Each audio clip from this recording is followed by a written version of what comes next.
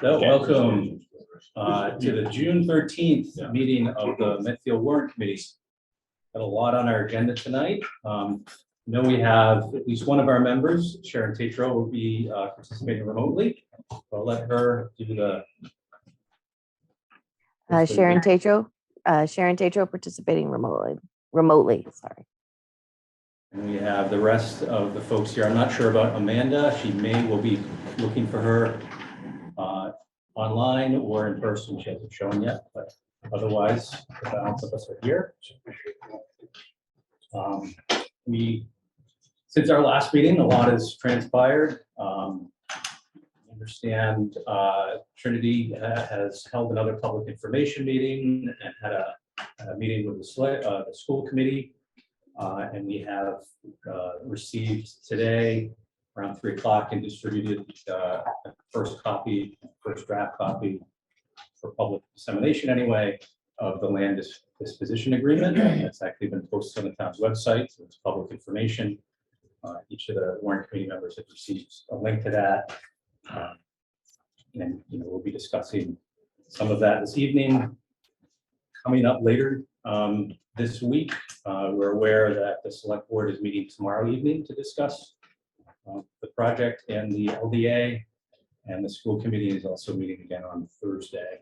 We have a busy agenda tonight. I think there's a few things at the end of our agenda we'll probably defer and not get to, but we'll try to move through our agenda quickly and visit with the folks that we've invited. We have posted a meeting for the warrant committee on Thursday evening at 7 p.m. With some draft agenda items in case we're not able to take any action this evening. We'll have a meeting posted for Thursday where we can further discuss and take action as we seem fit. So on our agenda tonight is obviously the Medfield State Hospital development project. We've got folks from the school committee and school staff here, Superintendent Marsden, Michael LaFrancesca. We've got Christian from the Water and Sewer Board. We've got Jen Minio from the Belforge Arts Center. We've got an agenda item to talk about the LDA, and available online is the town's legal counsel representing the town in drafting that LDA. Should we have any questions? Sarah Raposa, our town planner, will be available to talk about the zoning bylaw amendment. And then we've got a couple other, really the only other action item after that is some 3 budget transfers from Public Works that we'll talk about. The rest will likely defer to our next meeting. So I guess with that, let's dive right in. On our agenda, our first invitees are Superintendent Marsden, Michael LaFrancesca, and Jess Riley, chair of the school committee this year. So understanding you've met with Trinity.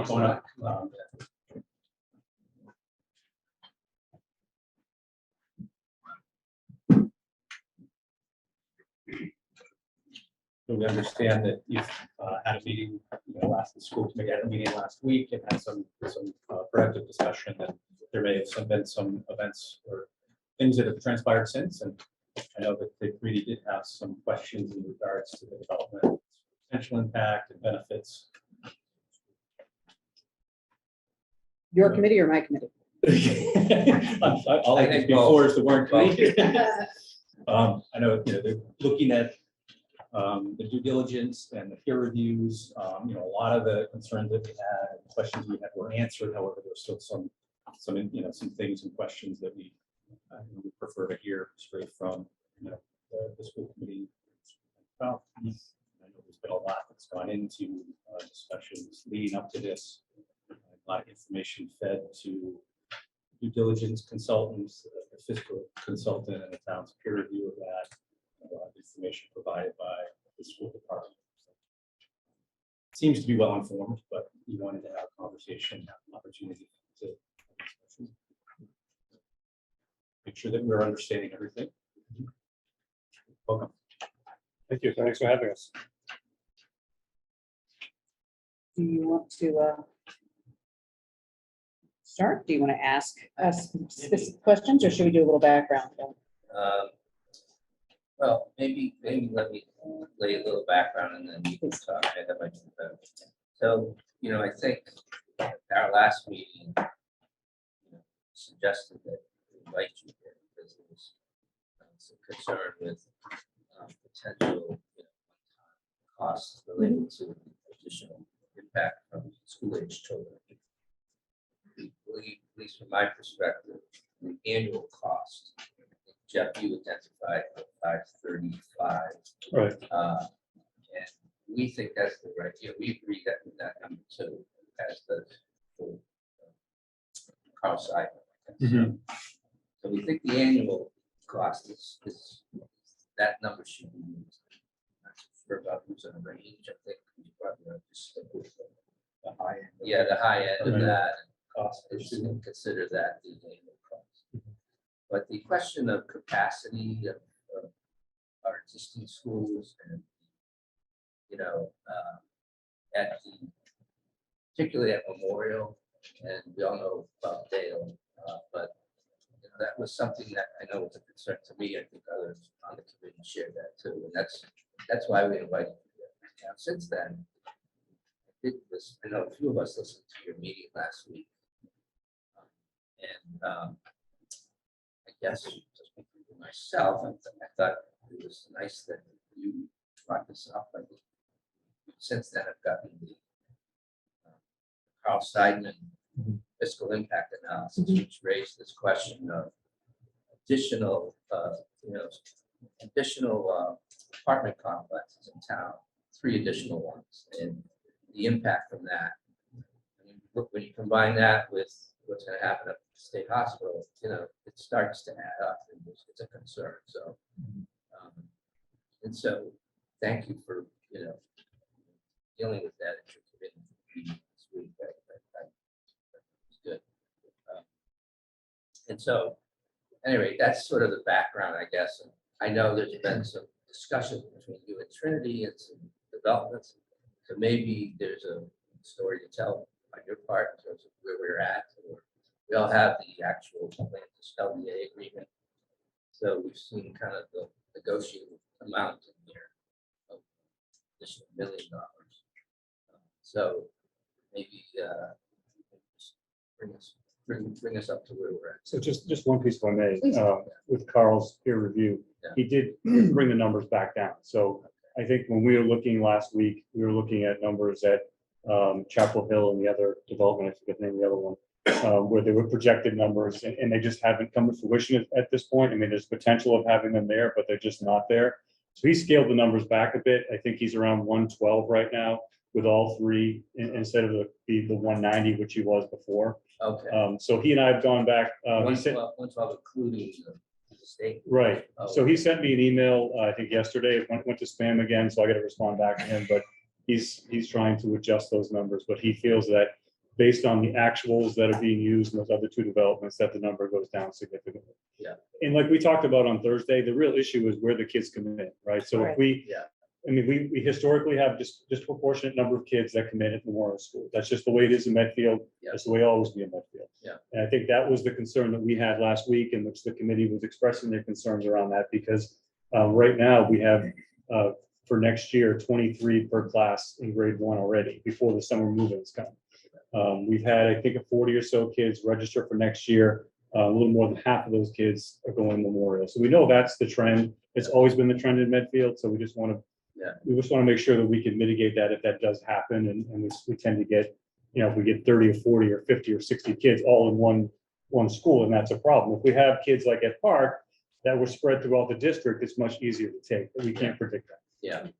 I mean, I think when this initial 2018 study about capacity of schools was looked at by Martha, it was, and I want to be careful because I think people get confused. So there is capacity for additional grade level school, children in like middle school and high school to add children to existing grades, right? So, if there's another, you could have another 20 kids per grade, sprinkle them in. Sure. to different classrooms that already have curriculum for that grade level. Right. That's different than just, changing the whole curriculum around schools. Another school in there. Right. That doesn't work. So, and so, I think, my perspective, I think, I looked at Martha's analysis. I think that the concern is not Lake and high school. It's Dale and Memorial. Sort of, and any Wheelock doesn't seem to have an issue, but it's really Blake and Memorial. So that was, why we focused on it. So, Right. I think that a lot of what our concern was flow and future planning. So obviously, we talk about flow in terms of having kids at Memorial, but when we have overcrowded classrooms at Memorial or not enough capacity, and we end up having larger class sizes, we also it doesn't end up being one more teacher to teach yet another class. It ends up being, kind of multiple leads across multiple classrooms to be able to support that education. So then that kind of initial, it'll be just one teacher, that's the expense. Actually, that becomes a significantly larger expense through that. Also, things like, we do have progressively more and more limited pre-K space, which is revenue generating.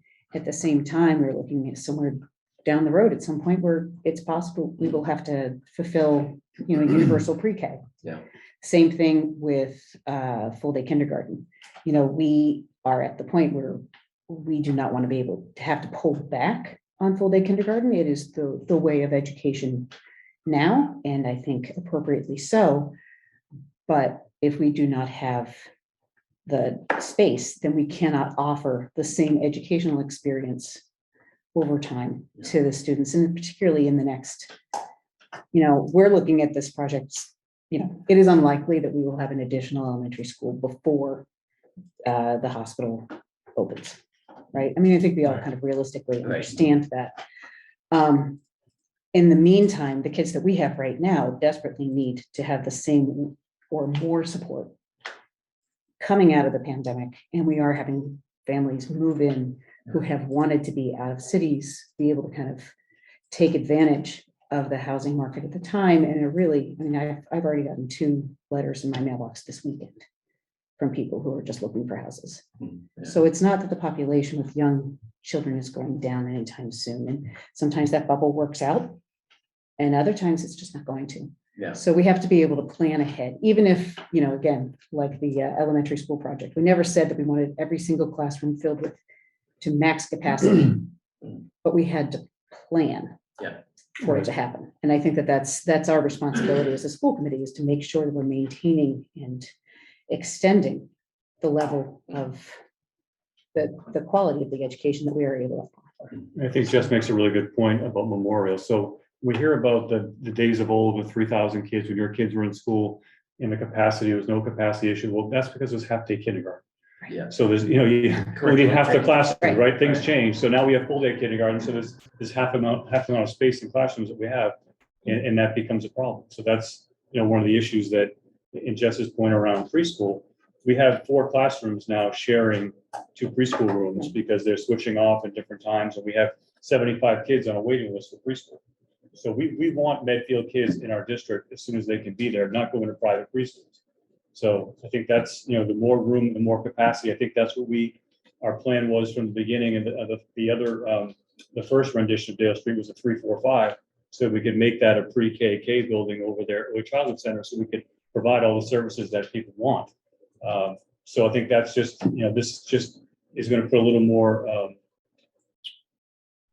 stress on that, because people are going to come in Memorial. They're going to be pre-K, K-1 students. They always are. And I think I have not been able to discuss this with my committee in open meeting, but I think that I personally truly appreciate how immediately responsive Trinity was to that concern.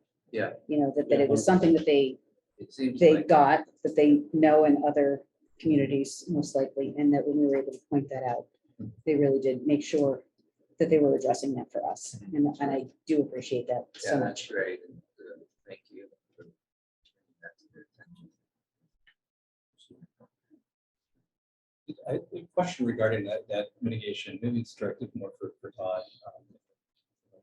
What is the timing? Should the town meeting vote affirmatively and selectmen enter the LDA? What's the timing of the receipt of the mitigation funds? When would the town see those at closing?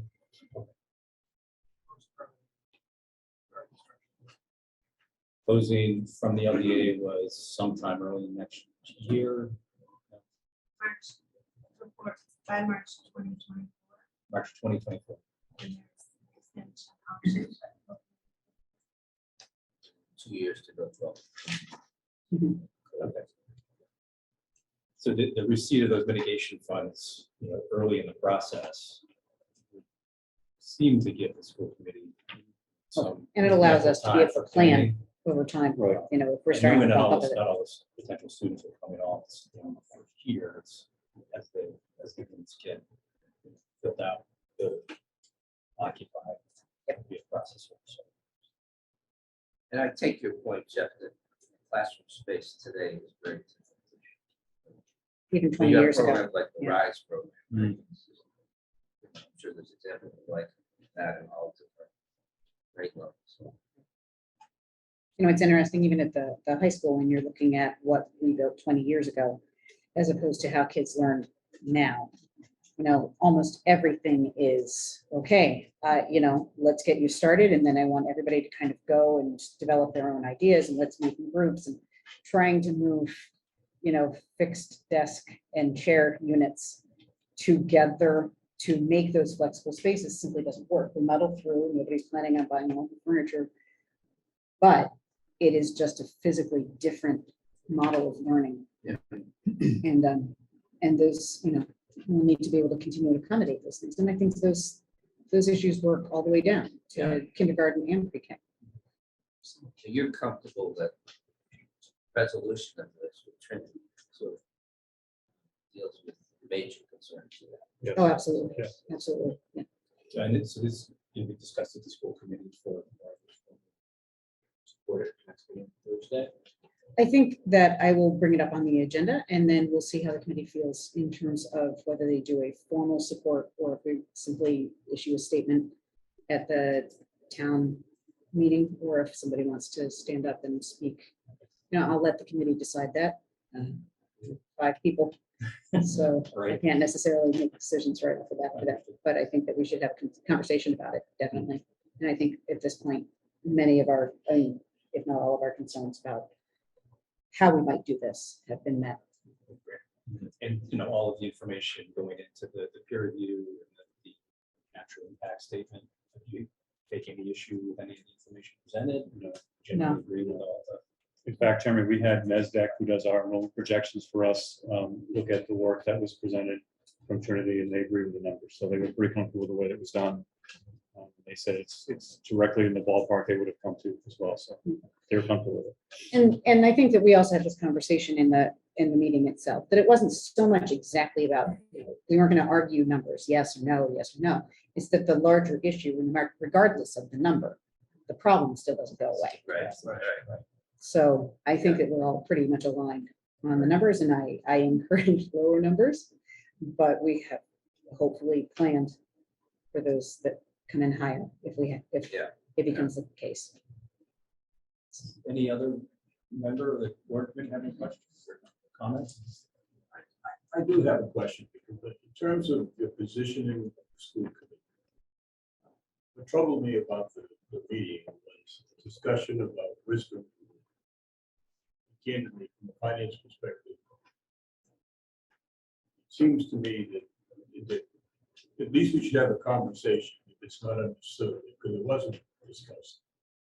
That a $20 million liability that stays with the town, this transaction does not proceed, Mhm. has a significant impact on any ability to do anything. in the school project. My perspective is that wasn't addressed by the school committee. Now, it either should be addressed, it should be addressed. And if it's not understood, and I'll tell you, Mike. Was that specific members of the I committee? think that was just one member. Well, no, but I'm talking about, I'm not trying to isolate one member. I'm trying to say from the school committee perspective, the importance of this transaction in its entirety. If the town maintains the liability of that, that's a shadow umbrella over the town. Will have a profound impact on any of the schools. Well, that's, that $20 million number for, mitigation of the, potential asbestos or lead piping in those buildings certainly come out, more recently in the due diligence. I mean, that's a good current number. That's a potential liability for the community. So, that's sort of certainly the cost avoidance aspect of this.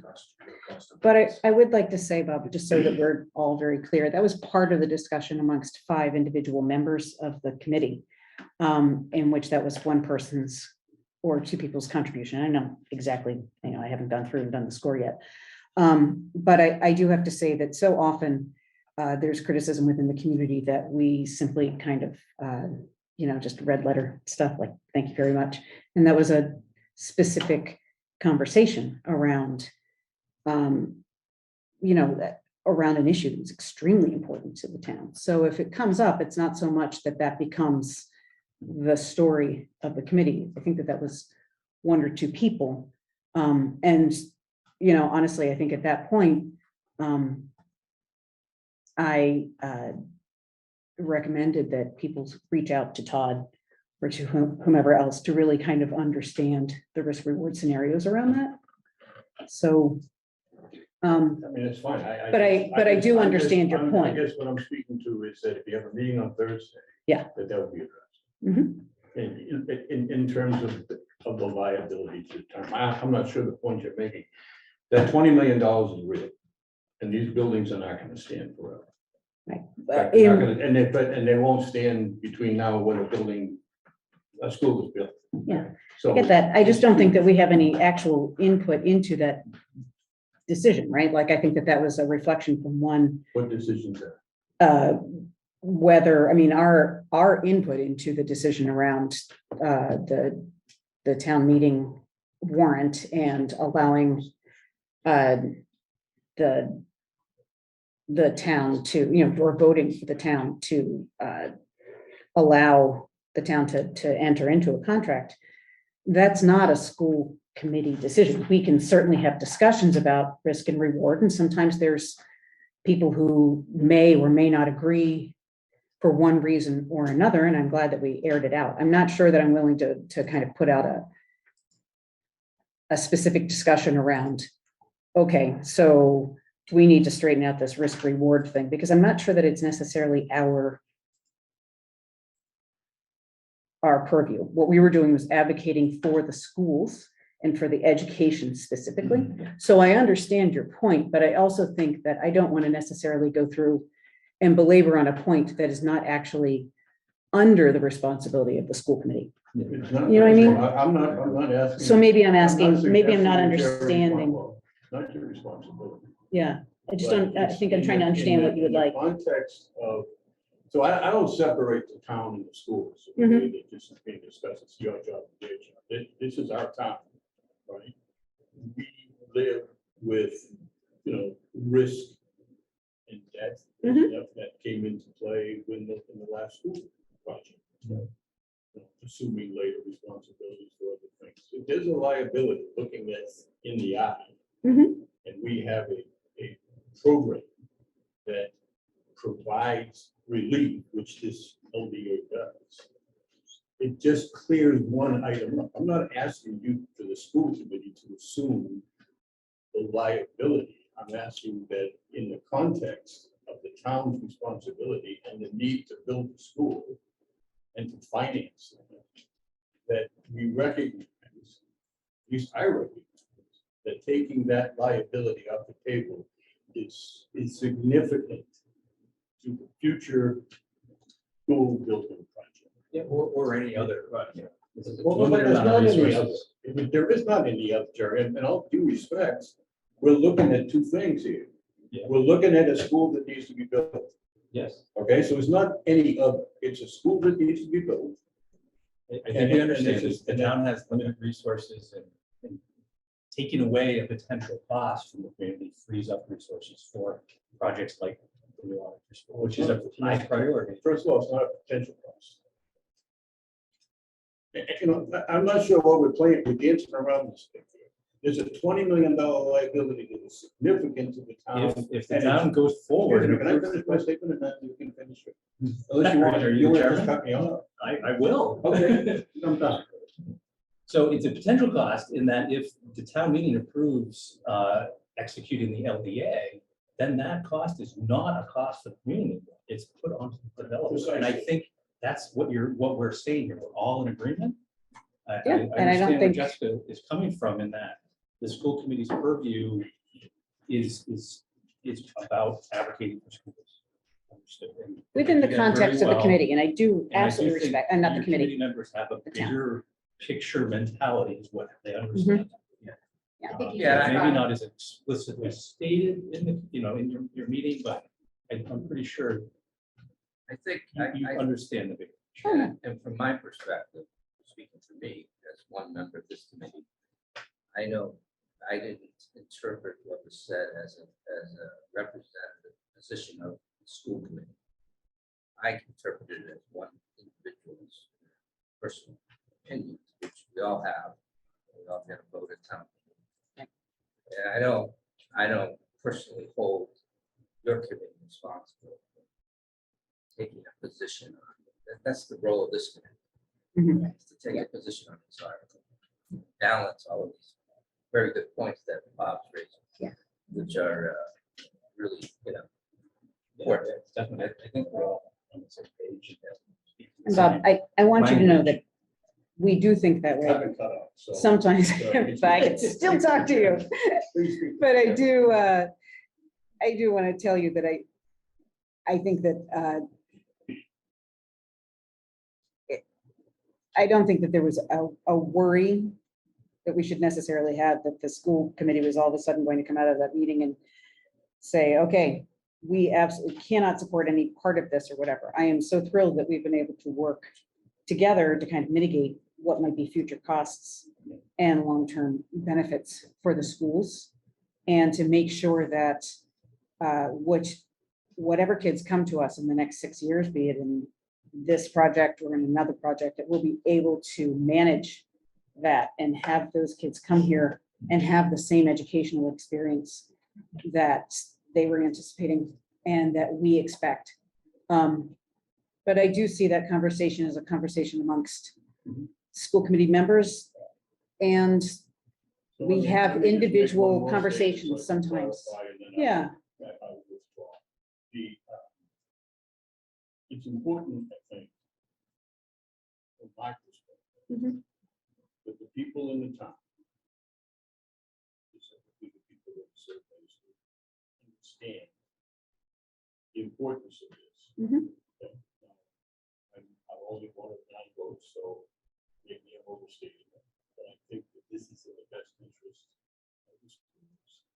And I think that should be clear, because there's a vote. Mhm. And if it's anticipated that in some question whether or not school-age parents will benefit from this transaction and they don't come to vote,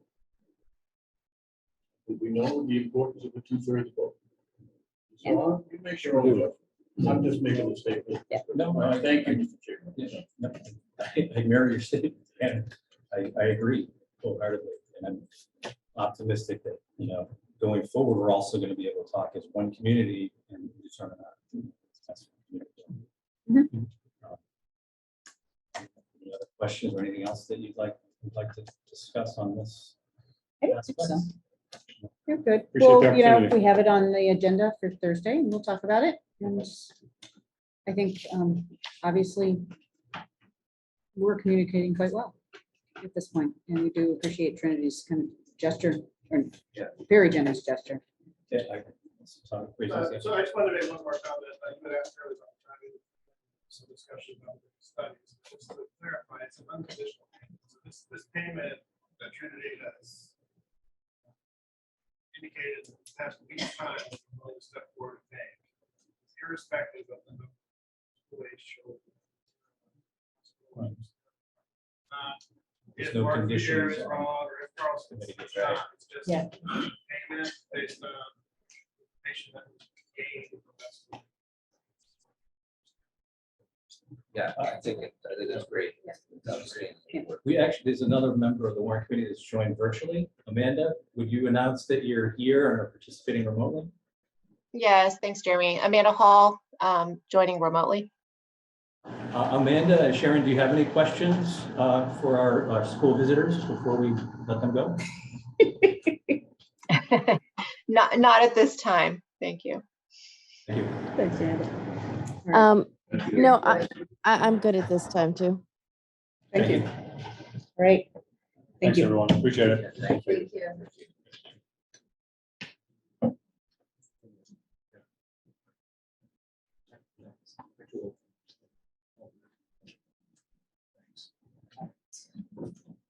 Next, we have Christian Carpenter, a member of the Board of Water and Sewer. One big seat.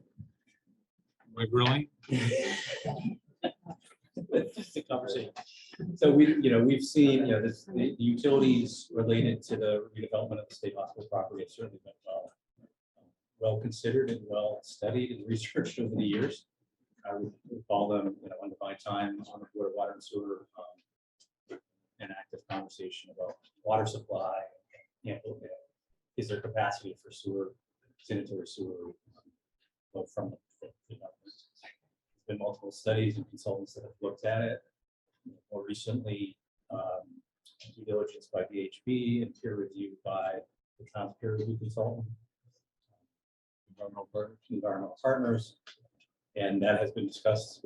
You had a board meeting last week and you discussed those, the results of that due diligence and the peer review. Wondered if there's, would the board kind of have concurrence with the finding, concerns related?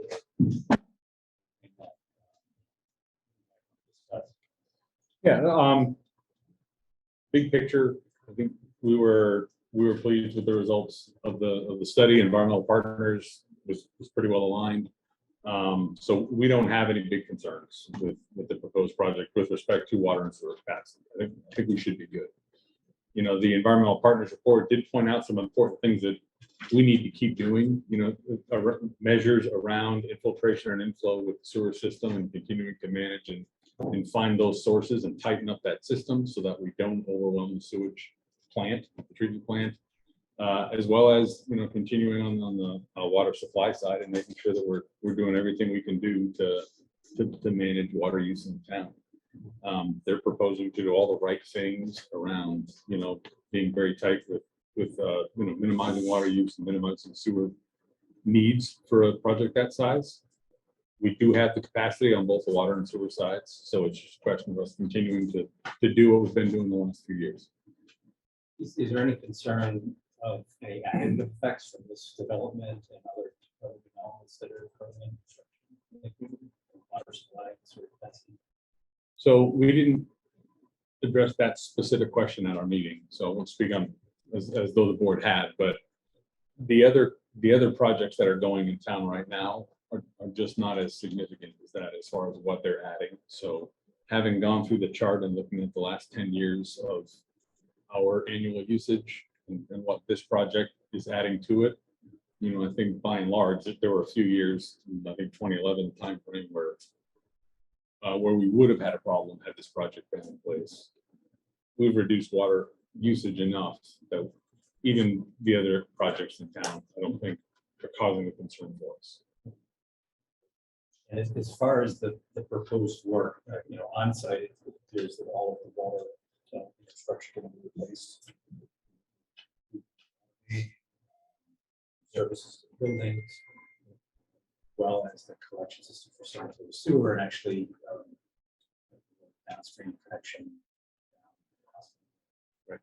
And those, at least those schematic or preliminary designs. you know, I liked what I saw. I mean, we're not looking at needing, you know, pump stations or anything like that. We're able to use the existing inlets and the existing flows, the existing system pretty well. Obviously, having the new water tower there means we don't have a water issue. Right. But on the sewer side, my concern when I initially started looking at it was, will we be able to use the existing gravity flow systems without having to introduce new mechanical equipment? We're not having to introduce new mechanical equipment, so I think we're in a good place. In the LDA draft that came out this afternoon actually has a little statement related to water supply. It mentions that the development may use public water for irrigation. Is that any concerns with that? Any specific? Presumably they, you know, if they did, then they'd be subject to the same water use restrictions as other users within the community. Yeah, they'd certainly be subject to the same restrictions. I mean, I understood that at one time the draft suggested that there would not be irrigation use of water supply. In my view, that's I'll just clarify that verbiage. So it does go on to say, said you shall be subject to approval by the board. So there's a conversation at your meeting where I think there were different perspectives, so we felt we should push that decision point rather than have drawn a hard line and stand down. So it'll come back to the board at a later point. So Yeah, I that- did. it's see an that. open conversation then with the water and sewer board as far as irrigation. yeah. I did see that it did come back to them for a permit. Like, you know, whatever they decide to do has to go back to you. Somebody decided they might want to be a customer. so what happened? And I heard that. I mean, there was a discussion at one point, I think, on the committee about well, collecting natural rainwater into some type of container, using that for irrigation. Yeah. To help with the Yeah, minimize the impact. on that's sort of a preferred approach for sure. Yeah. Yeah, I mean, you know, the reality is that the more customers we have, the more water we sell, the less expensive the water is for all the individual Yeah. customers. But at the same time, we've got a hard stop on how much water we can use, no matter how many new customers enter the town. So Yeah, I think it's in our best interest to minimize extraneous uses wherever we can. so you would have that conversation with Trinity We- when they. We would have that before your conversation, board. yeah. And one of the things the board is looking at, which we've not done yet, but one of the things we've talked about doing is trying to change the rate structure so that those types of uses, particularly new uses, irrigation uses, there's a different fee structure around that, which would perhaps incentivize less of that use and at least improve the revenue side of it for us if we're And willing to when- let that water go. When I looked at this, you know, it's very clear that, you know, the usage has been kind of trending in the right direction on water due to DPW's efforts for unaccounted for water. Do you know the percentage that they're down to now of unaccounted for water? Is it like 16% or something? like I'm that? sorry, off the top of my head, I wouldn't want to hazard a guess. I think It's substantial. I mean, at one point it was over 20%. Over 20, yeah, so It's it's- definitely trending down. So they, And there's actually, a little more, consumption per capita has also reduced, and it's It is. aligning more with the state guidance. but there's still a little more room. In other words, there's more capacity to gain if you. There's absolutely room for improvement still. Yes, absolutely.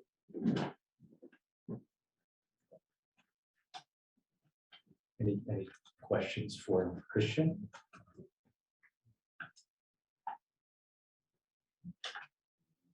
Super. Thanks, Christian. Huh? Great. Thanks, everybody. Our next guest, Jen Minio from the Belfort Art Center. Yeah. I felt it was prudent to invite you, since your association is certainly a party to Yeah. the overall discussion. Just wanted to give you an opportunity and the committee's opportunity to have a discussion, make sure we understand what concerns you may have or what pros and cons that you see with the current proposal. Sure. So, thanks for coming. Yeah, you bet. Were there any specific questions you want me to address first? Is not per se, it's Okay. a pretty general conversation. As a stakeholder, I just thought it was important that we Thank had you. a conversation. Maybe there is one kind of a question that I've sort of, had was around parking and, your events that you plan to have eventually. And how that would work with your existing, and maybe taking advantage of the extra spaces that the town has, public out by the water tower. Yeah. See, I guess the question is, do you see that planned capacity for parking is enough? Not sure. I'd have to see specific numbers. Parking has been a concern for us, and that we know we didn't get enough parking in our leased premises. And I was part of the master planning process, and we didn't want to pave 11 acres to accommodate sufficient parking for everybody. So the concept was that parking would be shared throughout. And that is actually part of our lease agreement. So I'm hoping that there's going to be an opportunity to share parking down the line or provide for additional I think space that someplace else. 72 the additional spaces. the 72 water spaces tower. planned up by the water tower, that is public. Mhm. So it's open to everybody, including residents. Yeah, of That would be that's more than, that's almost twice what we have. I think we have about 44, 46 spots. But there could be, people who park up there, not go to your event. Sure. Walk their dog. Sure. Right. Yep.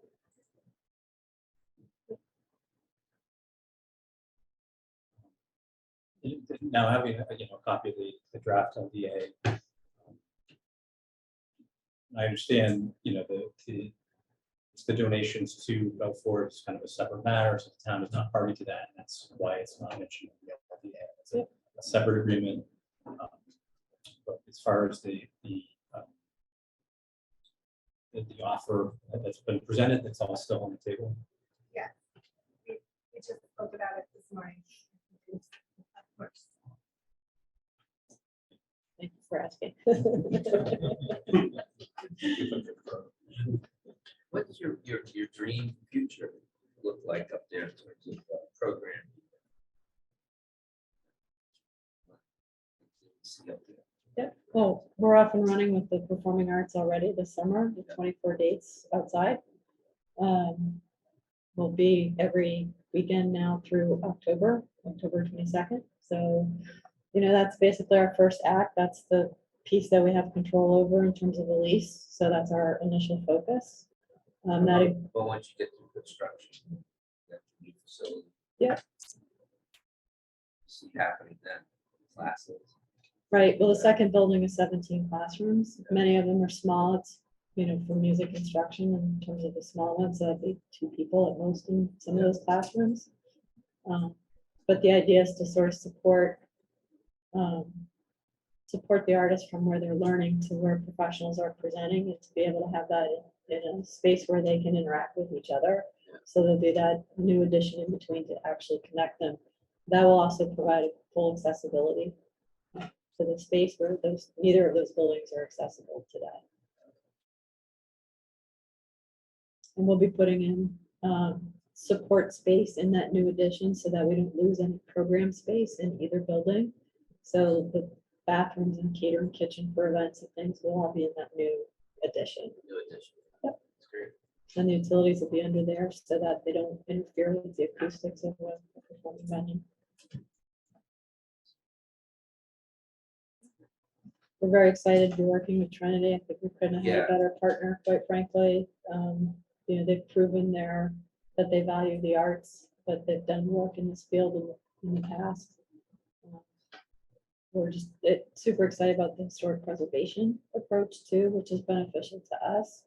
We're 2 completely independent projects that are gonna need to work together very closely. Yeah. And we've been very impressed with the communications from Trinity so far, and we have no reason to doubt that will Well, change. it's clear that Trinity sees it as very valuable to the success of their project. So, Well, we would like to have the rest of the property activated as well. Yeah.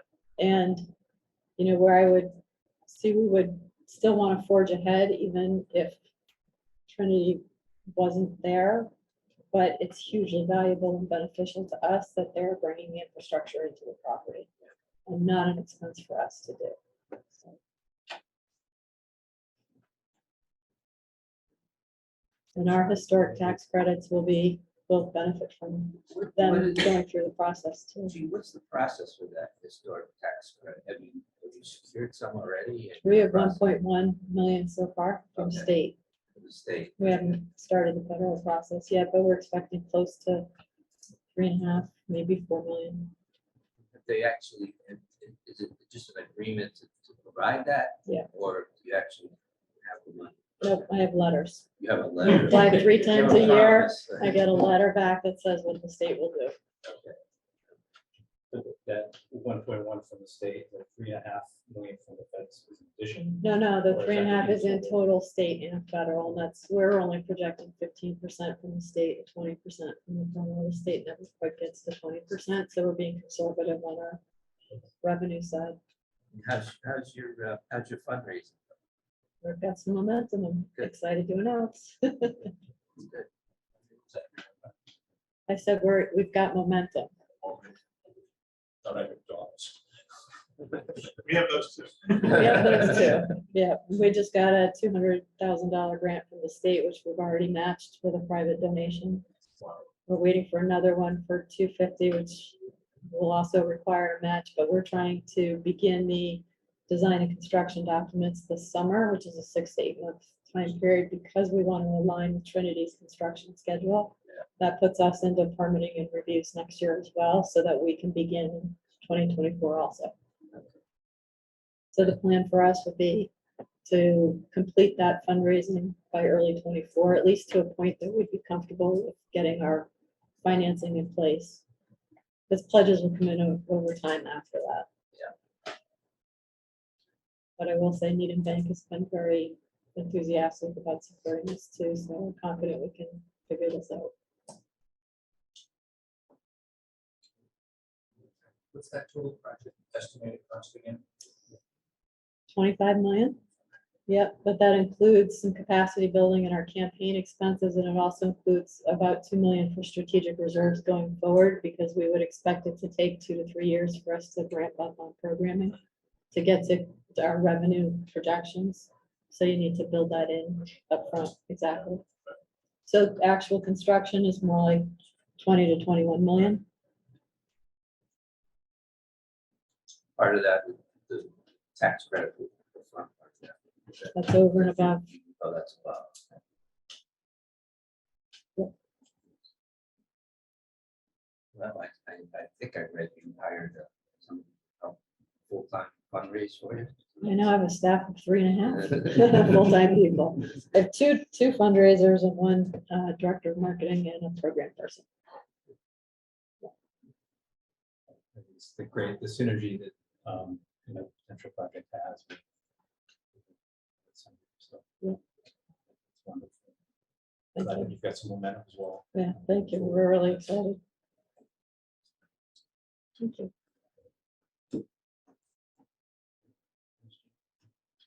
Thanks. Happy birthday.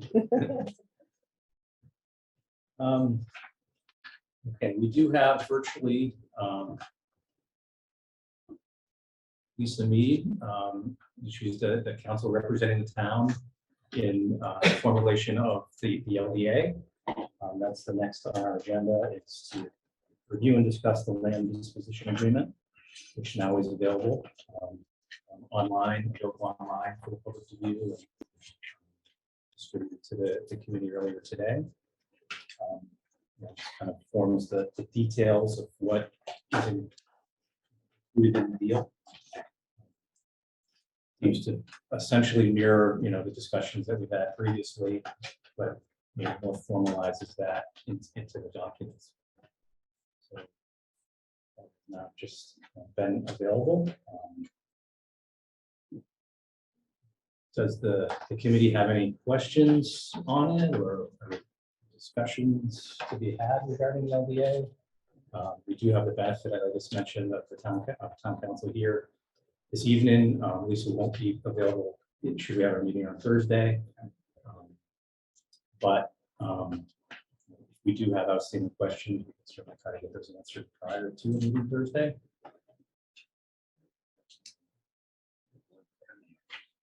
Is she on now? Yeah, we promote Lisa. Yeah, I mean, content, Todd and I could probably respond to, and Yeah, she can I chime mean, in on specific it's legal, still, so, but I'll, I mean, understanding this still is in some sort of discussion phase. Understand if there's something that can be discussed, but whatever can be. Yeah, I mean, this is the version going to the selectmen's farm. So. I'm sorry. I haven't had a chance. Someone's not Go ahead. Question. If for some reason the sale goes through, but Trinity can't secure financing or decides to abandon the projects, what's in their ability to sell or resell the property versus does the town have to buy it back or? So there's- Necessarily want to do that, but what would happen? Is that addressed? Well, there's two pieces to that. First is, there is a deposit, and that's of $10,000 that they would give up if they have to walk away. But there is, I'll let Todd chime in on some of the more specific real estate pieces of it. Well, I think. I might want to defer to our attorney, but it doesn't actually transfer until the closing. So the period of time so after town meeting, if it's a escrow, Okay. it goes to the permitting, the town still owns the property until it's successfully permitted. And the financing is raised, and the town receives a purchase price. Okay, so financing is. So basically, you wouldn't close unless all the money was there to do. They would have to demonstrate they had the financing ready. Right, okay. Yeah. So we think we're built in protections. We're not in a situation where the town is trying to get the property back. Right, got that. Thank you. I guess related to that, are there protections should the LD, get executed and, a couple of years into the project for whatever reason, it's non-performance, is there some sort of performance guarantee or is there other protections for that? Mr. Chair, you broke up, so it was really hard to hear your question. So should the LDA get, executed and the project get into construction, say permitting, getting into construction, if for some reason halfway through construction, things are not able to be completed. Is there some what sort of protections does the town have to ensure that we're whole in the project does get completed? Sure. There's a right of reverter within the agreement that if Trinity were to not be able to finish, that the project would revert to the town if the town wanted it to, but it would give their finance parties the ability to cure any default in that regard.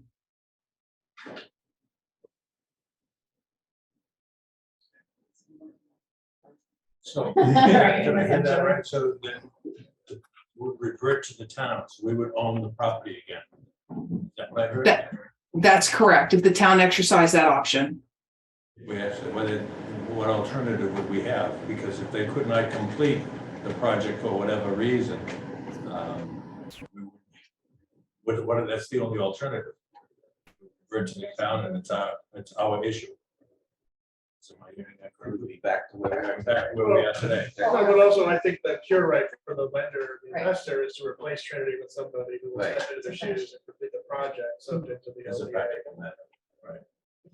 That would be a Right. requirement of our lender and investor before investing. Right. Right. Is that through bonding? We have to give a completion guarantee. We're basically putting a balance sheet of the company. So the idea is if it fails for whatever reason, it just doesn't come back to the town. There's an opportunity for the lender to say, let me replace Trinity with somebody that has similar capacity and we'll step in and finish the project as the owner. But it remains subject to the LDA and to the affordable housing restriction of the town. So it'll be the same project, different general partner. So can you just clarify that a little further, because I think I have a concept, but it might be good to get it publicly stated. So in the event that you weren't able to complete it would come back to the town, but it would also, the financing would continue. Yeah, so the lender, so before it came back to the town, Right. the lender would have the ability, sort of secure a default, if you kind of think about that in those terms, to replace Trinity with party. And if they couldn't do that, then, worst case scenario. Essentially finish the same projects. So that, Yeah. But what kind of Jim is saying is no lender is gonna lend, $100 million on this project without the ability to cure a problem that they come up on their watch. Right. And then just be wiped out, Well, that was my point, is that there's a bonding or there's a requirement that will state that Trinity is capable of financing this project. Yeah, I mean, it We seems, will have and a completion guarantee that we provide to the lender. Right. But if we were for some reason not able to complete it, the lender would step in and most likely provide funds and hire them. At that point, first of all, this conversation is getting very dark. That's what I want to make sure that. Very, very, very dark. But where a transaction comes together is at closing. At closing, all the documents have to be completed, all the permits have to be in place, all the financing has to be in place. The town will have the resources to engage somebody to review all these documents to make sure all the pieces go together. But to be sure, these are institutional lenders and investors. They're going to go over all these documents and satisfy themselves if there's enough resource on the table that all potential risks have been identified and provided. So that, we've been in business through, I hate to make the statement. We've been in business for 35 years. We've gone through 4 recessions. The most recent one being COVID. We've never failed to complete a project. That is really not an option. We're putting the balance sheet of this company, everything that we've done for the past 35 years, is going behind this project. And the investors and lenders making sure we have the net worth and liquidity to be able to, and there'll be proper appropriate contingencies in the transaction. A lot of the details will have been, many, if not all the details. So, it's really hard for us to consider what happens if we fail. Because that would be very bad for us. But whoever the investors and lenders are, they're going to have 10, 20, 50, 100 million bucks. They're not going to just see you later. They're going to step up and complete the project. Well, I'm glad you gave that overview, because when the statement is made, if something happens and it just comes back to us, then I want to clear the air that doesn't happen. No, you don't need a lot of half-completed buildings. Right, but your point is, it's the $153 million project that's in here, and, the average voter is not going to understand that. So I think your explanation to me. And that's essentially the way real estate is financed. We have to stand behind that project. We've done it successfully for 35 years. And we have to be very careful in everything we do, because we are putting the balance sheet of this company behind. And I think your point, I know from some experience that it's not just your standing up to it, it's investors are standing up to it, it's bond companies that are standing up. There's a lot of scrutiny that's gonna go into this, Absolutely. and it's not just, hey, I said I can do it. I've done it He's for a good 35 guy. years. Yeah, exactly. So I'm not trying to, minimize it, but I think it's important for just, because this is a public that kind of clarifies. There's a lot of scrutiny, there's a lot of professional judgments that are behind it. And the other point is, prior to closing, we're going to have a very substantial investment in this project to get to it.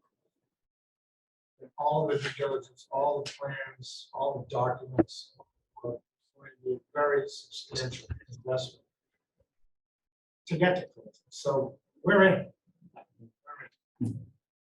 That might be the last time. Not worst case scenario, but. yeah, sorry, didn't mean to get dark. I just wanted Maybe to wouldn't get some necessarily understanding. weeds, but I think historic tax credits start flowing when you complete the project, right? So you don't even, you line up that equity, but it's not available to you to do the project, which is designed to discourage projects not getting completed. Okay, so that's another sort of That's a good. that's a good guarantee, point, if you will, to get the historic credits. That's kind of at the end after you've, It's gotta be placed in Completed space. But basically substantially. what we're guaranteeing is a certificate of occupancy. It's complete. And that enables the revenue stream to start. Mhm. Any delays in cost overruns, those are on us. That's a very important milestone, but it gives comfort to the town that, we don't get released from this completion guarantee until there is a certificate of occupancy issued. And, the town obviously is going to send the fire department, building department, do all the diligence they do prior to it getting all the necessary occupancy. So the town can be very satisfied with the stability we promised. Lisa, it's, Ms. Mead, as far as the agreement and, what we've talked about here, is this really, this is the standard industry practice, and, this is what other municipalities enter into as far as LDAs? Is this just a standard process? Well, it's standard insofar as there are a handful of these kinds of projects in the Commonwealth, right? They're not happening in every community. But the answer is yes. When a community disposes of a piece of property of this nature, you don't enter into a standard purchase and sale agreement. You enter into a land disposition agreement, which sets out all these contingencies in the event of, various things happening, and making sure that the commitments last on beyond the closing date, but until a project is complete, to guarantee the community that they're getting the package that they bought originally when they selected the RFP. And that's why it's as detailed as it is, to make sure in the end, when Trinity applies for that certificate of completion, it looks like pretty close to what was presented originally and has all the amenities and benefits to the town that originally was proposed. Thank you.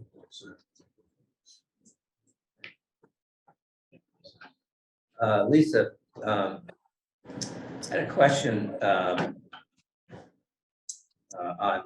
section 2B5, where there's language that's been put in around the mitigation for the $1 million. It talks about that the developer shall pay a mitigation payment to the Town of Medfield School Committee. And it makes it clear the purpose, which that's not my question. I think the purpose is fine.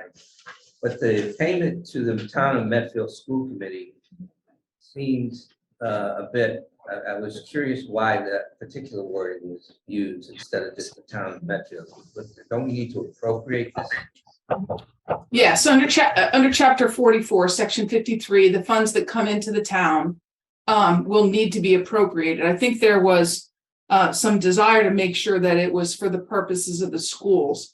I don't know that, I haven't had that direct conversation with Trinity, but my understanding is that there is a concern to make sure that it does go in for the purposes of the schools, but it will have to be appropriated through town meeting for that purpose ultimately.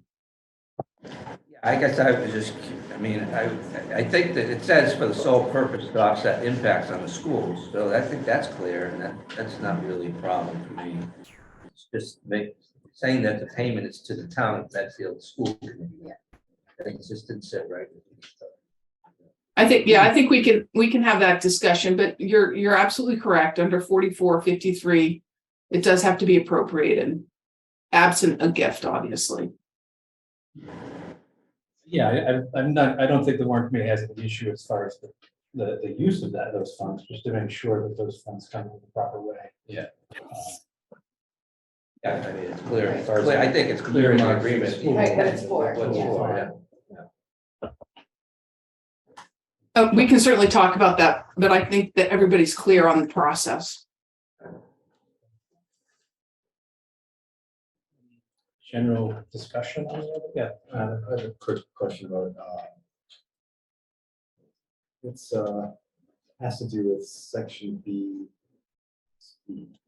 It's the construction shall commence within 30 days. The closing date will complete by March 31, 2026. We'd like to extend for 2 6-month terms. I guess my question is, what would constitute the extension terms, and what criteria would have to be met to extend those terms? Would it just be written notice, or would it be, some sort of detail about why it's being extended, and what would designate completion? Just like you said, certificate of occupancy for all, everything to get those historic tax credits would be completion. So right now, with the Mass State Historic Tax Credit, we are having 27 separate applications to Mass Historic. Okay. So we will have 27, we will need 27 certificates of occupancy for those buildings. With the federal historic tax credit, it'll be 1 certificate of occupancy for the project. So that's the mechanism for the certificate of occupancy. Okay. And then just, you guys, and it essentially gives you a year of, construction, like phasing. So I think that just allows us some flexibility in case there have been times you encounter something you didn't anticipate, but trust me, that, we want to complete construction as quickly as possible.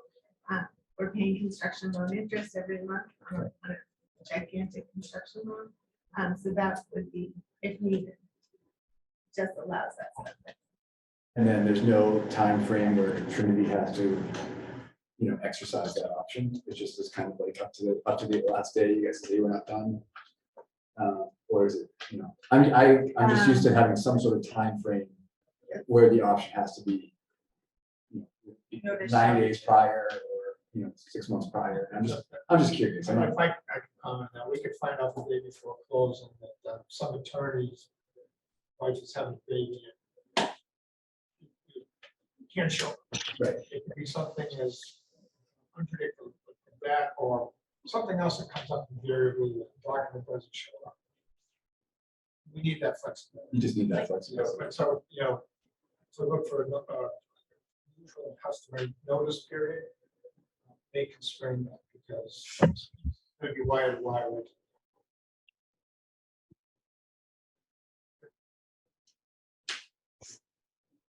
Sharon, Amanda, any comments or questions from you ladies? I'm good, thank you. I'm good, Jeremy. So what is the pleasure of the committee as far as our timing? Discussion on this? Do you need more time to read, discuss, review? We have a placeholder meeting on Thursday. I mean, I think, from my perspective, kind of took a first pass through this agreement. I haven't really been detailed to study it. So, and I know that the selectmen are voting tomorrow. Yeah, I mean, I guess for me, that's an interesting, that the timing of the select board who really is the champion of the project. Their vote or potential vote or however they're gonna act on it tomorrow evening. So just from a process standpoint, it would seem that we should take make our determination after they have the benefit. Yeah, and then maybe even Gus can come to. Right, Thursday. right. Yeah.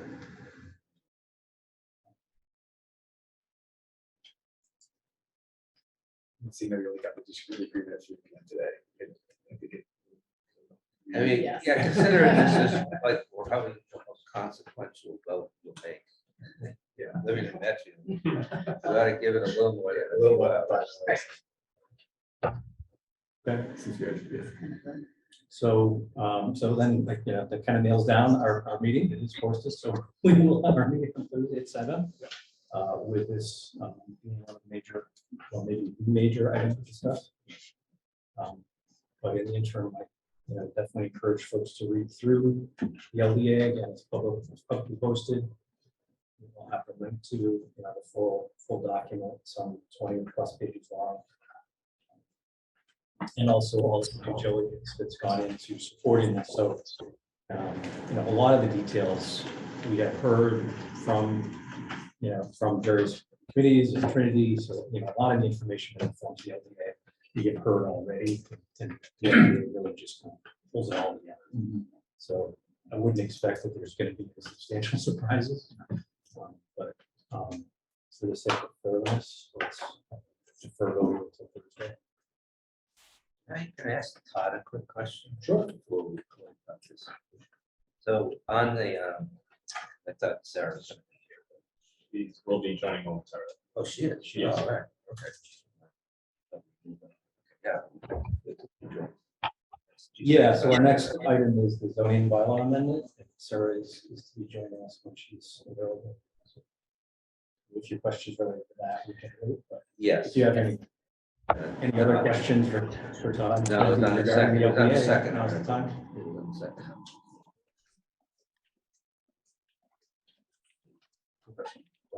At this point, Trinity is not taking that joint venture part. I think it's just Trinity. Not at this point in time, or closing.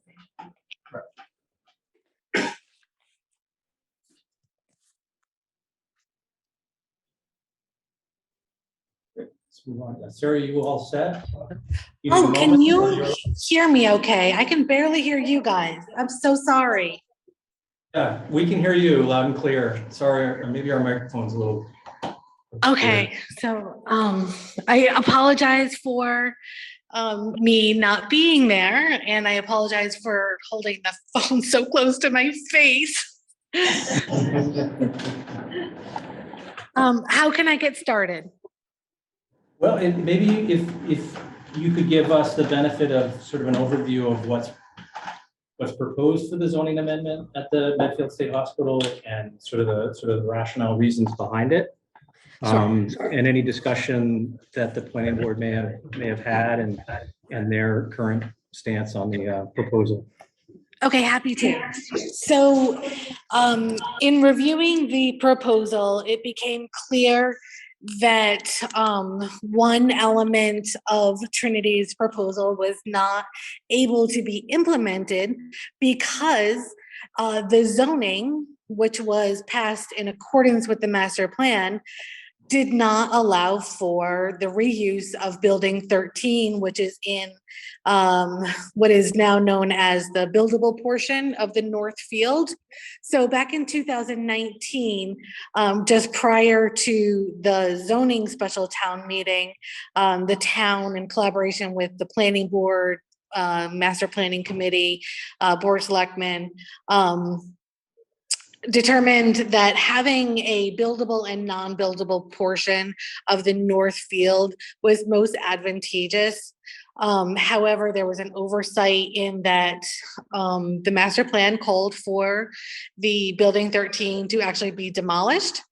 And so that was one thing that kind of slipped through the cracks at that time.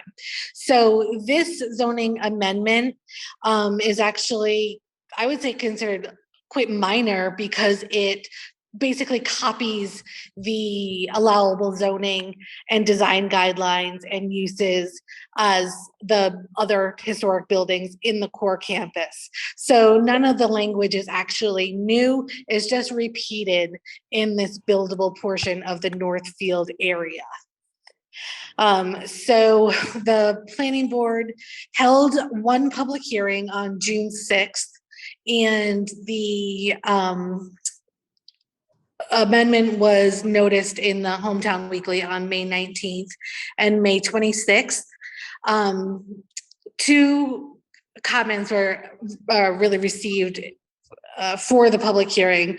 One was a comment primarily about the disposition area, not really about the use of the North Field.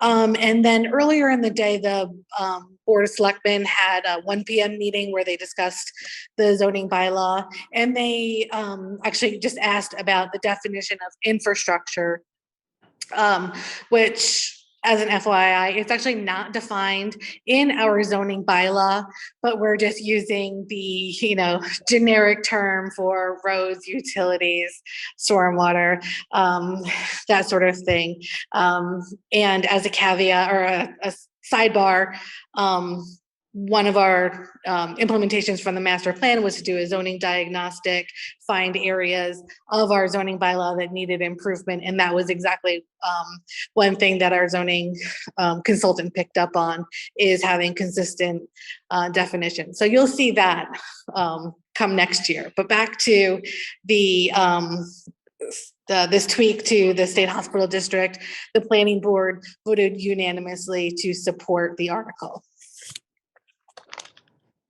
And did the wording of the article change from last week? Nope, there was no change in the wording. Okay, so it just says that the north, under was section 300-20.3.B1D, says the north field is a rolling field to be maintained as passive open space and possible agricultural use. Semicolon. And the reuse of existing building 13 with ancillary parking, infrastructure, and landscaping within the buildable portion as delineated on the Medfield State Hospital development map. So it's that last part that got added, right? To Yes, so in your packet, you should see the new language in bold and underlined. Okay, yeah. Well, yeah, I have something that the selectmen had at their meeting last week. I'm not sure. Did it change from that, or?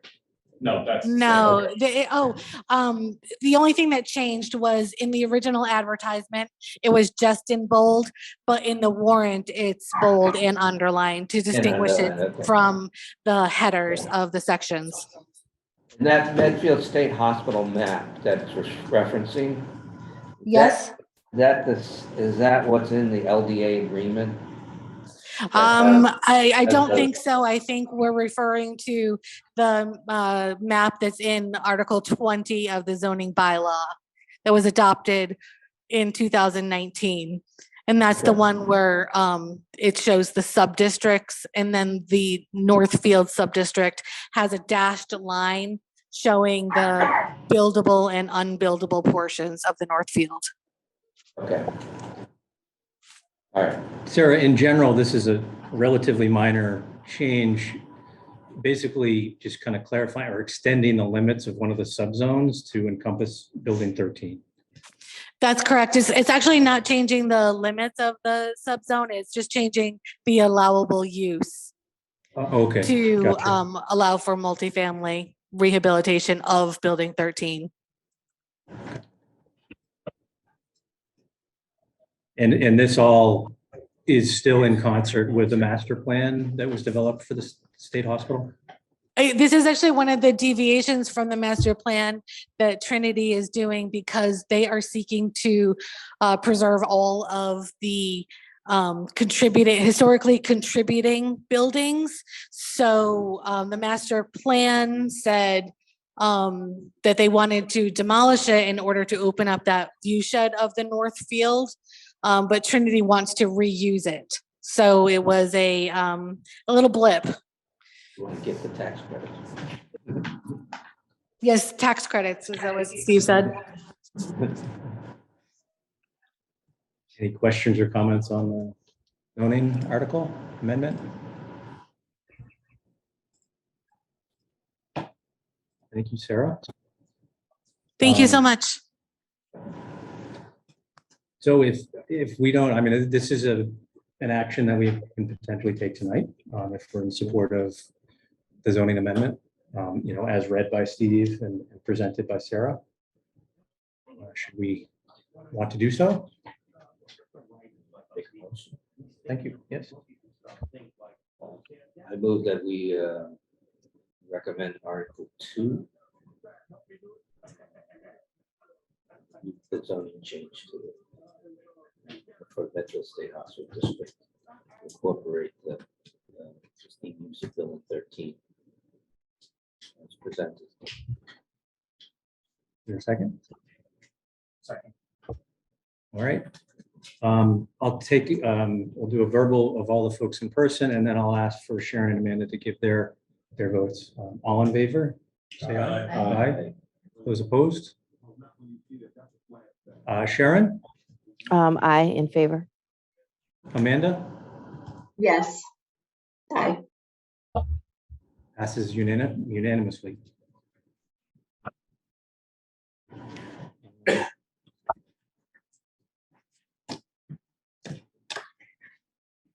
Great. We're actually ahead of schedule from where I thought we might be.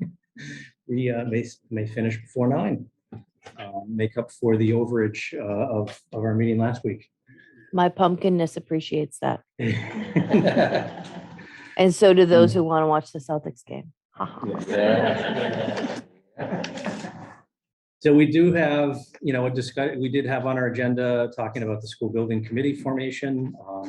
This is more of a heads up, and maybe we could keep this as a topic, but given the new bylaw that was voted at the past town meeting for the formation of a new school building committee, one of the committee members is required to be a member of the warrant committee. And that's up to the committee to determine who that representative may be. So I just wanted to open up a discussion on how we might want to select that individual, if anybody's interested, if nobody's interested, if anybody has some interest in that, I guess, let me know, or you speak up now, or let me know after the meeting. And depending on how many folks are interested, we can then go from there as far as how we select who would be our representative. Regardless, it's a representative of the committee, and so they would be speaking for the committee's majority and reporting back periodically to the warrant committee. So it might make sense, maybe. It makes sense to have a discussion about what's involved. Yeah. And I know Bob and Sharon have some experience to that question. That might be able to lend let's share. some perspective on what's involved, because I get the sense that it's a very significant. There's a lot of meetings. I mean, for when I was on it, it was in the earlier kind of stages. So it was just, and maybe we were meeting like once a month. I mean, when Bob stepped in, there were a lot more readings and the design was a lot further. So it's really just kind of staying on top of that, as well as staying on top of this, and making sure you're being able to get your questions answered. Other than that, it's pretty straightforward. It's not like you need to know about the schools in the building. You're just really trying to make sure that our ear is there. I guess is how I would explain it. I don't know if you would say anything differently, Bob. No. So it's a significant time commitment. It's listening. I think in the current bylaw, the difference is it's a voting member, not non-voting, and I'm not sure how significant that is, frankly. But it's staying current and keeping the warrant committee going. and probably, at certain points during the process, there's more or less meetings, right?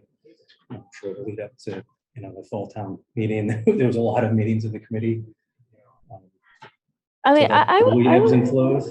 yeah, I mean, I would also say that like when I was on it, like, and this is kind of how Bob ended up stepping in for me, was that if I had issues being able to go to a meeting, I mean, back then, originally, nobody ever did hybrid, right? So if there were more conflicts that you would potentially miss a meeting and not be able to do what I'm doing now and being at home and still being at the meeting. Mm-hmm. So back then I would just ask somebody if they would be willing to step in and go in my place. And Bob stepped in when in my place one too many times for him to not be able to say no when I asked him to just take my spot permanently. But I do think that's, I guess my point is that I think that whoever takes this on should feel free to lean on the rest of the committee if they're having conflicts or whatever, because in the end, it's the entire warrant committee that will need to make a position. And the one of us that's on that committee really needs to be able to lean on the rest of us for support and not feel like they have to do it on their own. I think that is the fact that, you know, my responsibility, I always viewed it as keeping the warrant committee informed. And perhaps if it's a voting position, it's more important to engage the warrant committee so that as a representative, you're reflecting the view of at least the majority of the warrant. I think that there probably is another level of engagement. I mean, I think mine was more periodic, but I think chairman may have to make it more of a discipline so that as votes are taken, the entire warrant committee is engaged. Observation I would just add is that your perspective got to a certain point in the process, but there was another 3 years after that this committee, if it succeeded, would have been in place, you know, designing and building a school. So it's a 5-year. This committee's gonna be around for 5 years. So it's likely that we'll have multiple people. Which is fine and good, and I think Sharon's point is correct. It's the, you know, the whole committee, you know, can offer support. It's not a one person responsibility, and certainly, you know, whoever, you know, volunteers or wants to take on that role, and however sad that who that is, if they can make meetings, certainly, you know, somebody can go in their stead and to help keep the committee in the loop. Yeah, I think it's a warrant committee role. It's not an individual. That's my comment. Could we make it a warrant committee role and have it a rotating schedule? You know, so it's always somebody's different voice and always somebody reporting back and always somebody bringing their 2 cents. And it's more of a committee. I think in practice, that may be the way we do it, but The MSBA is going to want somebody's name on the hook. Right, and you know, the select board, when asked, so you know, the process hasn't actually started yet. It's sort of, you know, beginning discussion. So the school committee does need to kind of put forth a formal request of the select board to form a committee. That hasn't happened yet, but we all hope that happens soon. Then the select board do need to appoint a person specific. You know, and then, you know, that gets submitted to the MSBA if we're eligible for funding. So we do need to have one person nominated, but I mean, I think that can change over time if need be. It's not like you're locked in for life. If you need to formally step down, that's fine. But you know, in the process, you'd have the full support of the committee anyway. So anyway, I just wanted to begin that discussion. We're not being asked to make any decision, you know, imminently, and that, you know, that request has not yet come from the school committee to the select board as far as formation of committee, but we wanted to try to stay ahead of it. So we'll keep this open, and certainly let me know your thoughts on that as we keep going forward. So another item we had on here on our agenda was committee planning for next fiscal year, FY24, which will be on us before we know it. I wanted to start a conversation there as far as what sort of you know, concerns or changes or improvements that the committee might want to think about for next year's budget process. You know, one of the big changes that may be coming forward, you know, when town administration is ready, they've been diligently working on a new budget format, which I think, you know, once we get sort of some more time and the special town meeting behind us, you know, we'll have, you know, presentation from town administration on that. And, you know, I'd love to hear what the committee might think of that budget format or things that we might want to see in a budget format. You know, what information, you know, would we like to see presented to us or included in formally published budget that we haven't seen before that we'd like, or, you know, formatted at. So I know some of you have reached back to me as far as your interest in different departments and you know, which departments you might be interested in kind of championing the budget for, and kind of digging in deep. So, thank you for that. But if you haven't yet, please let me know. Just at some point, we'll need to make some assignments as far as who's doing, what departments and reporting back to the committee. One of the things I've been thinking about is the school budgets being such a large portion of the budget. That you've done a wonderful job on it. But maybe we might want to assign maybe you as if you want to as the lead, but also give you a more formal support person as well. Sure. Seeing that it was such a Amanda was with me. This year. It was right. So very, very helpful. and, Amanda, you have to stay. I can't see you. I just see your name. But No, I will, if I can comment on that. First of all, Ed was like a phenomenal, and I mean this truly, like a really phenomenal teacher, along with spending the time with the schools. I'm happy to spend time with anybody in terms of what I learned, questions, like things like that. But I will say that Ed's a phenomenal teacher. And I think partnering up was, it was a great experience for me. And I only have really positive things to say about how much you can learn and how much, it does take time. It's a complex budget. But if you haven't done it before, which I hadn't, you've got a team of really solid people to kind of help you figure things out. And Ed, I'm going to miss working with you on that budget too. Not enough to stay though. It'd still change your mind, Amanda. One of the things that we've talked about in the past was kind of a pro forma. In that 5-year. And thinking about that is not looking for more work, but it's only a prelude to getting into the actual budget process and putting more in context. What I know Steve and I talked.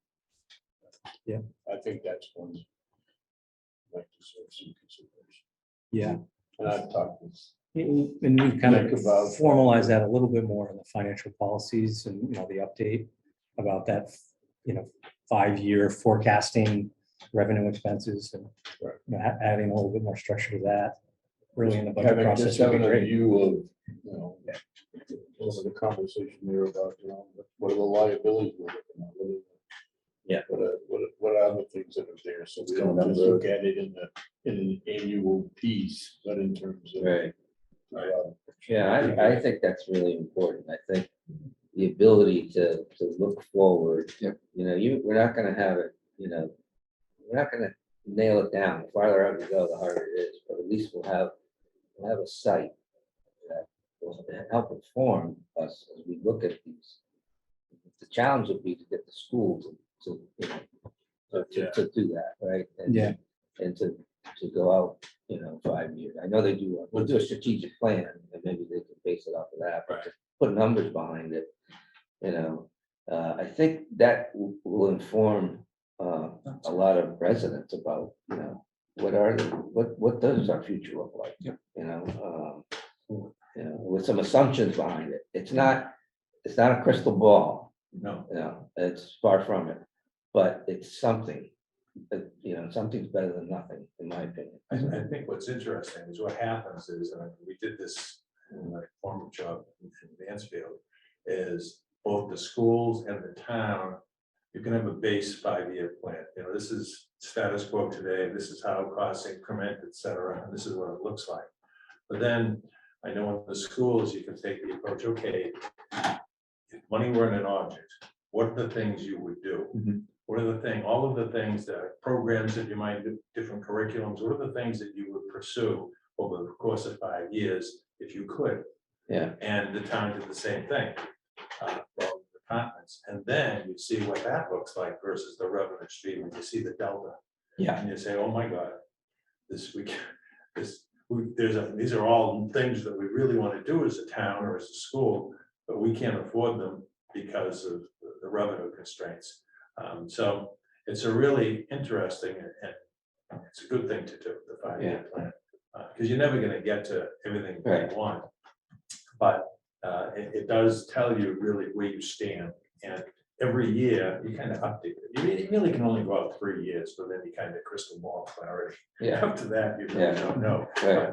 But, it's a worthwhile exercise, and since I thought the town was already working on that, a 5-year plan. We've done it on our end, our financial team, we do that and we update it, but it's not something that we presented to any broader group, just more informs the revenue projections that you see when we first bring them out and, beginning of the budgetary season. Yeah. Well, we made so much progress has been made in the capital budgeting. And that's a 5-year plan. That gives a view. Right. And so it's a similar type of thing. I mean, kind of the conversations that we've had in the school building project. You can't totally quantify it, but you can identify it, whether it's, how long can we push out the FAFSA? Yeah, I mean, these are things that, just in 5 years, you just view it. So, well, how long can we push it out? We can push it out 5 years. We can't write it into a 5-year plan. Yeah. It doesn't become a crystal ball, but it's like everything we do. It's just, it gives a projection. It gives a perspective of issues that we're facing. And they're not annual issues. Yeah. They have a. They have a lifespan, right? And I think, like things like the Norfolk County pension, OPEB, and things like that are big parts of our budget. But when you look out 3 or 4 years, there are big changes coming to those, positive and negative. So, those would be good to factor into. So. Yeah, and I don't think it's endeavoring to say, well, what's your wish list? It's more of like a what's your can-do list. Right. And I think that's really what it comes down to. But that kind of dialogue, so to share that information from the town with like the Warrant Committee to be able to. I like that word, can do. That's a good way to put it. Yeah. Right. Yeah. Okay. Great. Yeah, let's keep that conversation going. And I think it'll be interesting once, town administration's ready to present a new budget format, and let me know, offline if there's any particular departments that you have an interest in. And, before long, we'll send out, some assignments for budgets for next year. We do have another guest. Sorry, Mo. So we do have 3 appropriation transfer requests. These are end of year requests for the transfer of budget. One involving the cemetery, another for tree expenses, and another for sewer expenses. So all of these transfers are within the operating budget. There's no additional operating budget being requested. All of these are being transferred from a surplus of salary funds into the expense lines of these various divisions of Public Works. Is that correct, Mo? That's correct. Thanks for having me tonight. Our divisions have faced some major challenges this year with a lot of rising costs in all different aspects of the DPW, whether it's equipment, whether it's fuel charges, shipping, all the rest.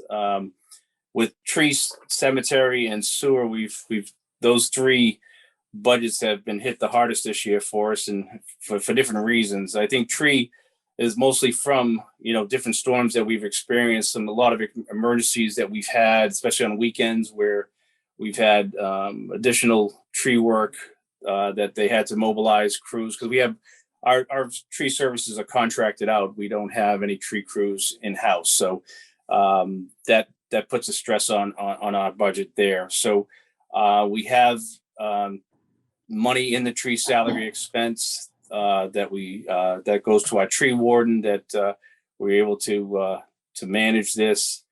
So we're looking to transfer $8,500 from tree salary to the operating expenses for that one.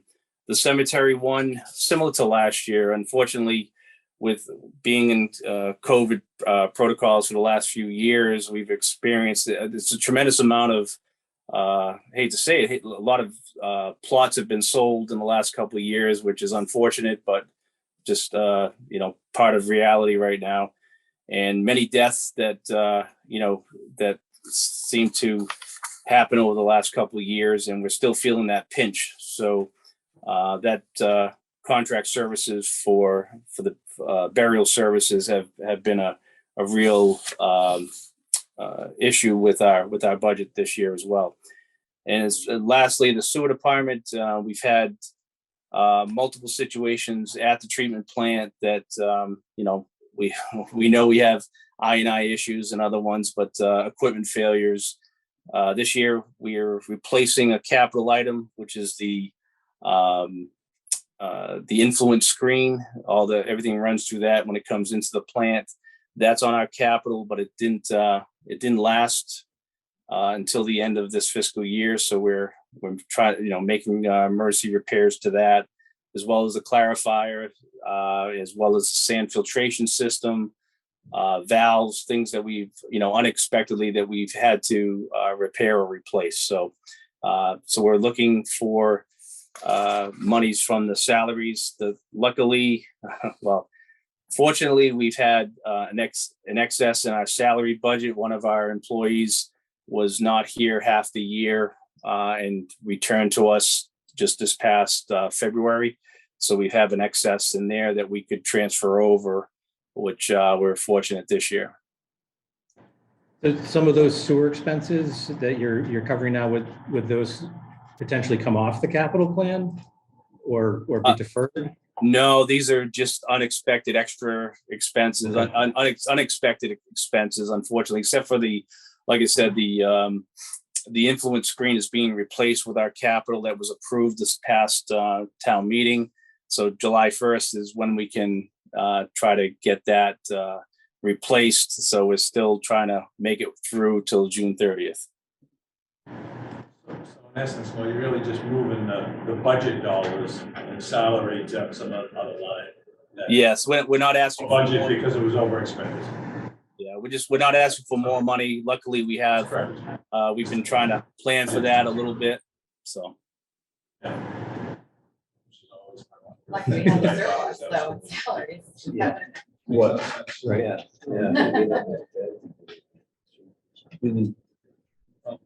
Any questions for Mo on the detail of these transfers? Okay. I mean, this is one of the things that become more flexible over time. This used to not be a tool for the town to use. But now it is. But there's still a process for review by the Warrant Committee and stuff for it. How many of these do you get a year? Well, we'll see. It's a relatively new process, but we'll see. Yeah, just on the appropriations fund transfer, there's a few more in addition to these, and then there'll be some additional reserve fund transfers that we bring to you for the Thursday meeting. So not too many. These ones, we're lucky now that towns can do this. Before, even something like this would have to go back to town meeting. Oh, really? Yeah, because you can only. If you could cover it in a reserve fund transfer, then we need to go back to town meeting. Even if it was within your budget, you couldn't go from salary to expenses. Any dollar amount? Any dollar amount over what was approved by town meeting. Got it. Needed to be covered. So it's good. It gives you some flexibility and there's still the accountability. Yeah, there is a transfer coming for 8 cents.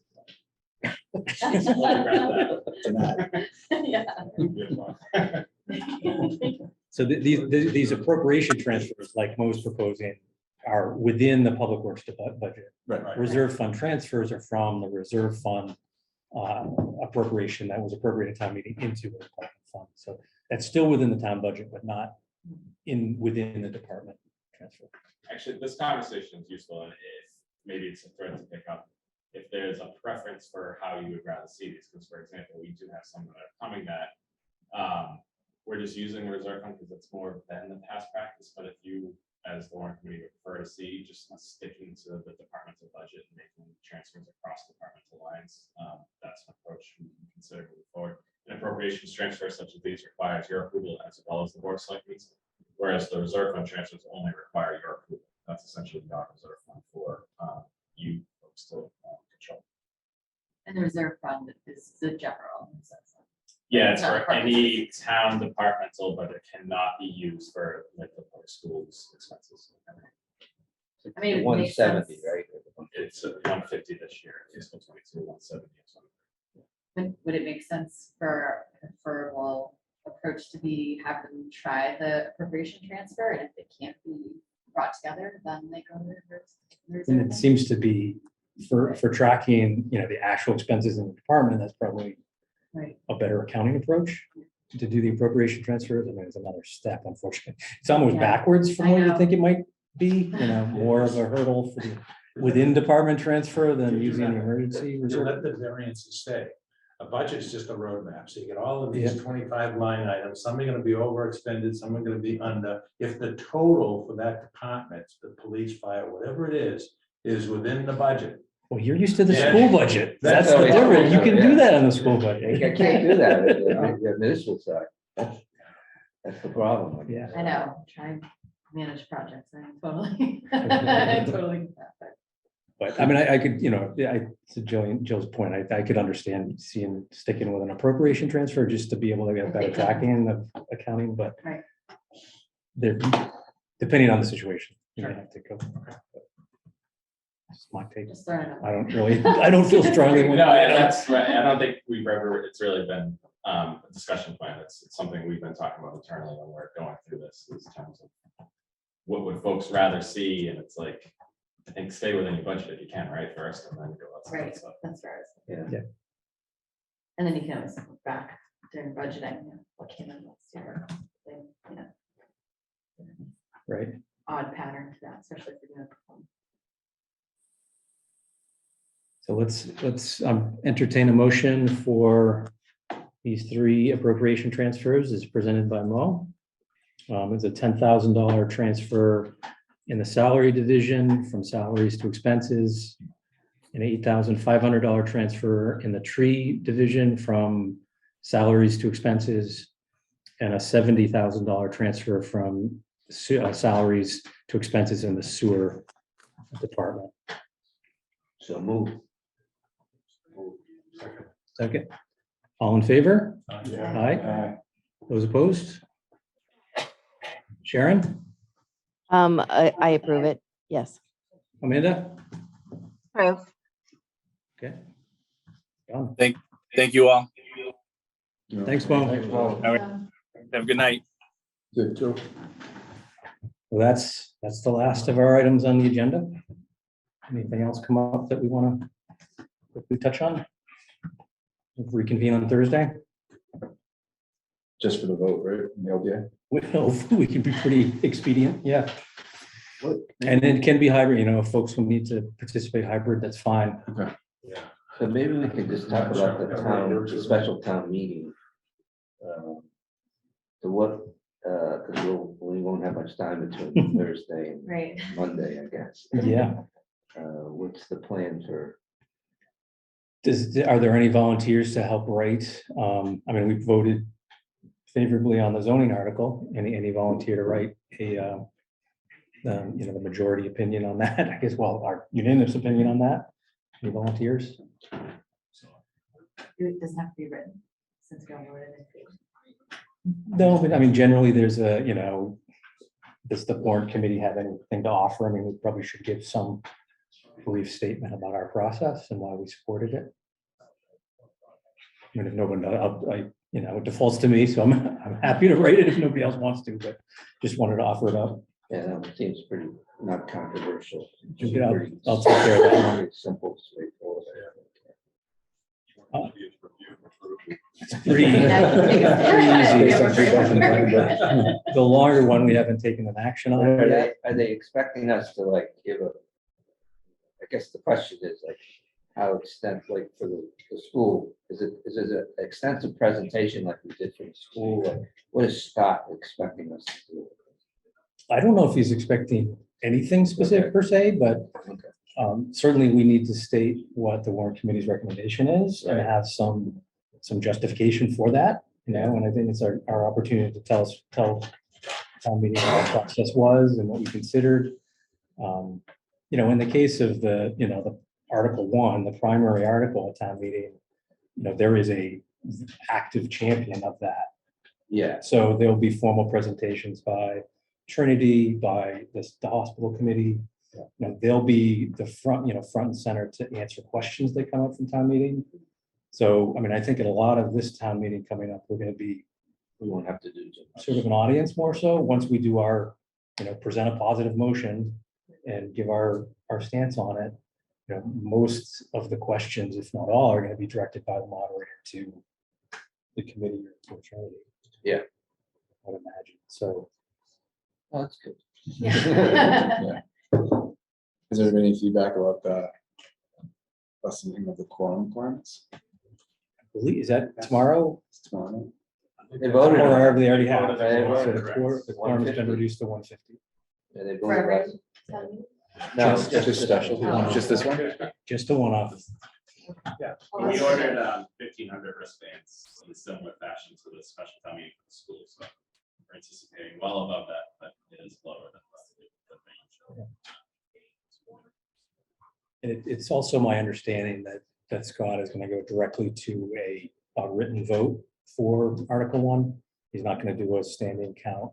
He's gonna just go right to a ballot.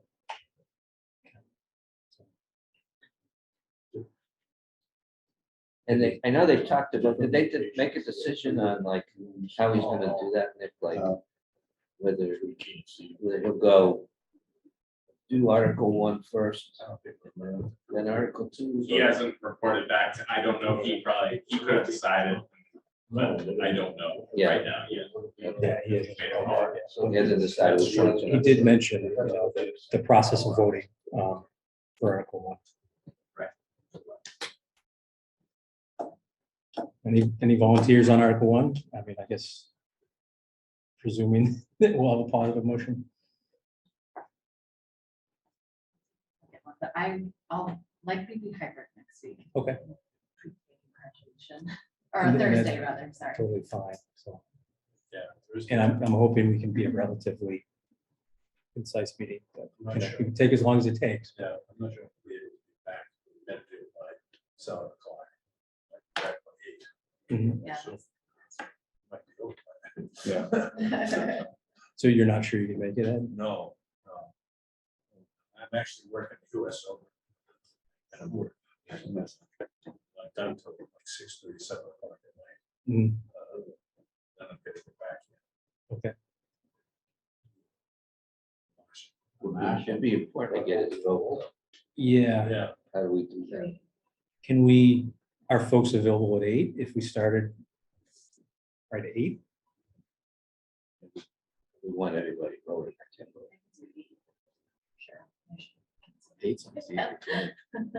Yeah.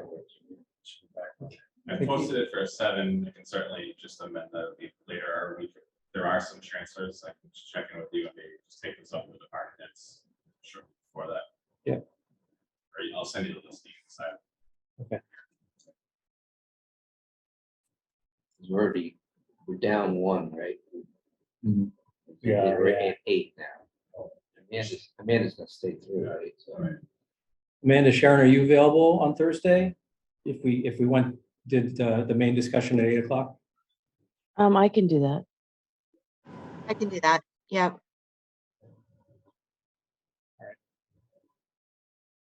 So that'll be tentatively be the plan, but if we have some other agenda items that we don't need everybody for, but we still have a quorum, maybe we can start a little bit earlier on those items just to knock those off before. But we'll take up, on Thursday, we'll take up at 8 o'clock, no earlier than 8 o'clock, we'll take up the agenda item for Article 1 of the special town meeting. If it doesn't take more than 2 minutes, if it takes more than 2 minutes, don't answer, we'll talk about it later, but the item in the LDA about mitigation, item 5, are they gonna do these intersections? Yes, they've committed to doing Harding in north, Harding in west, and possible in Harding, those 3. Thank you. Yeah, so my language was added that the town will not pay for any of this. So it's gotta either come from Trinity or funding from a state grant or something. Yeah, we've already put MassWorks program on notice that this is coming most likely, potentially potentially next year, maybe the year after, depending on scheduling of those grant programs, but they're aware. They're excited about the project, so hopefully they have put some knowledge behind it. Make it all work. Yeah. It's great. Yeah, great. Great. Entertain a motion to adjourn. Bob, Motion adjourned. Second. all in favor? Aye. As opposed? Karen? Aye. Amanda? Aye. We're adjourned.